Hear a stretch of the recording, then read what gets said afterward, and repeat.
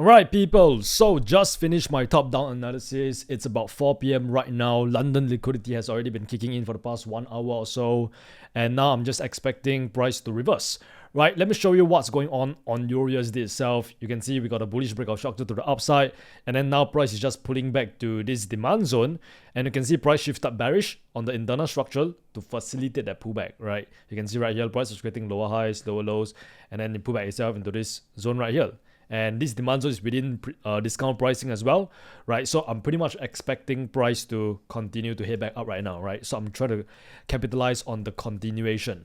So if you go down to the 50-minute time frame, you can also see that structure has already somewhat shifted bullish, right? You can see the fractal structure right here, shifted bullish, and now we are creating higher highs, higher lows, higher high, and this could potentially be a higher low, right? So right now, I enter for a buy here, betting that this is gonna be indeed that higher low.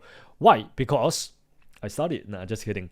Why? Because I pretty much saw price was reacting from this supply right here, and then it created like this flip zone right here, and this was not just an ordinary flip zone, it was also a flip plus sweep zone as well, right? So pretty much price came down here. If you go down to 1 minute, you can see it swept the available liquidity below these lows as well, right? So this is the flip plus sweep zone, and that is where I pretty much made my entry on there, right? Just to show you guys my MetaTrader fall. It's been very, very long since I do this. But yeah, you can see right now we are pretty much up like 8k, which is kind of crazy. Not too crazy. Yeah. Bro, look at that sniper entry, mates. It literally can't get any accurate than this, guys. 99% accuracy. My boy, call me the sniper. While we are letting the trade hit TP, I just want to have like an open conversation with you guys. Because like the other day, I saw a comment where someone called me a spoiled brat. Because my name is Brett, right? Haha, so funny. Now, let me ask you this. Where were you when my family was struggling to keep the lights on because we couldn't afford to pay the electricity bill? Where were you when I was on financial assistance where the government literally paid for my school textbooks and uniforms just so that I could keep going to school? Where were you when I was skipping lunch just to stretch the $10 weekly allowance that my dad has given me? Where were you when I was wearing second-hand clothes that were worn by my relative?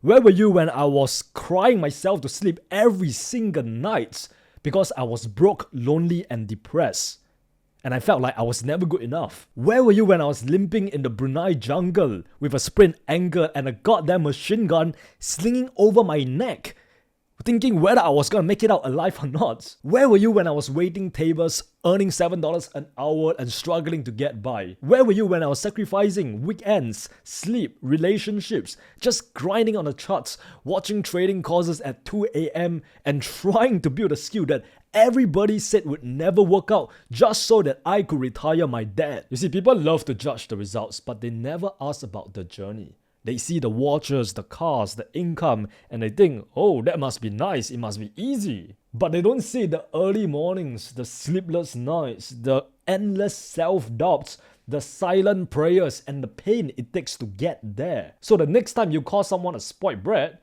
just know that success doesn't care what your name is. It cares about how bad you're willing to bleed for it. Alright guys, so quick little update on the trade. We just got stopped out. Actually, I kind of know what the mistake is here. Right, because over here, if price has not taken out this 5-minute swing high right here, we are technically still bearish. So this impulsive move is just for price to facilitate the pullback to that last internal bearish structure right here, and now it's just continuing bearish, right? So the internal order flow has not shifted bullish yet. So honestly, I should have been more conservative when it comes to my take profit, and perhaps just place it at this 5-minute supply or this last 5-minute swing high right here. Just like what I always say, if you win, you win. If you lose, you learn. This way, you will never actually lose. Let's move on to the next opportunity.